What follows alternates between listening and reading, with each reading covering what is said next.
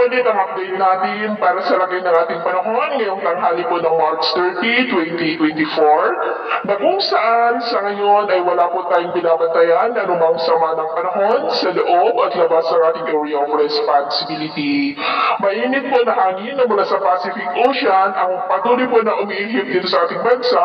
na minsan ay nagdudulot rin po yan ng mga isolated rains dahil may daladala po yan na moisture na nanggagaling sa may Pacific Ocean.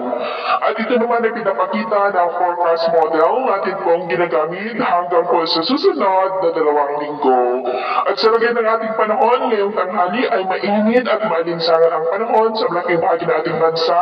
pero may tsansa pa rin ng mulak na kalangitan with isolated rains sa ilang bahagi po ng Surigao provinces at Sulu Archipelago. At mamaya ay maayos pa rin ang panahon sa malaking bahagi ng ating bansa, pero may tsansa pa rin ng mulak na kalangitan with isolated rains sa ilang bahagi ng Cordillera, Clavoria, La Union, Tuguegarao, Lanao provinces at dyan po sa may Tagu. Kaya kung lalabas po tayo sa ating mga tahanan ay ugalin po natin lagi ang magdala ng payong panangga natin sa init ng araw